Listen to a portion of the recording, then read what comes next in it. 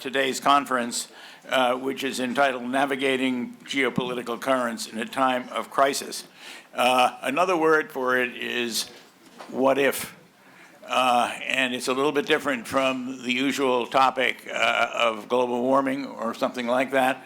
And therefore, we chose this topic in the hope that it would actually be helpful to all of us here in the shipping industry. Thank you for getting here fairly early in the morning.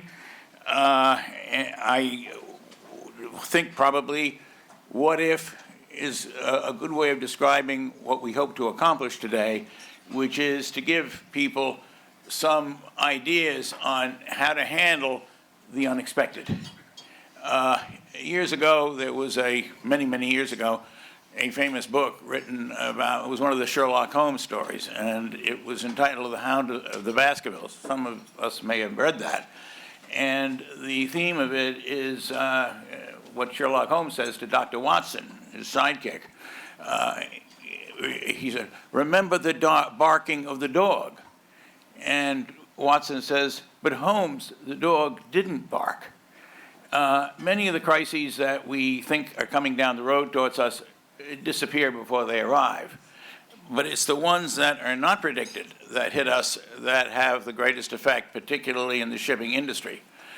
We have a long history in our trade of being able to survive major world crises of all kinds. The resilience of the industry is legendary. But then there are the others where actual damage is done. Back in the 1970s, as the regime of the Shah of Iran was beginning to collapse, there were a number of German companies. One of them was Hanseline, a famous company in its day, that basically lived on trade between Europe and Iran. What happened when the Shah fell and the Ayatollah's regime, which is the present government in Iran, took over, was some of these German companies couldn't make the transition because the new government of Iran basically blocked them. They had their own favorites, and they did not include Hanseline. Hanseline promptly went out of existence. Some of the directors of Hanseline were involved with my company, and at that time, and I asked them, one was Mr. Hermann Helms, who some of you may have known. I said, Pim, didn't you guys anticipate that you might lose your biggest single source of business, which was Iran? No, we didn't. No, we didn't. Something like that exists today with regard to China. Some years ago, this very conference, if you look in your brochure today, we had a whole theme on trade with China. That was the theme.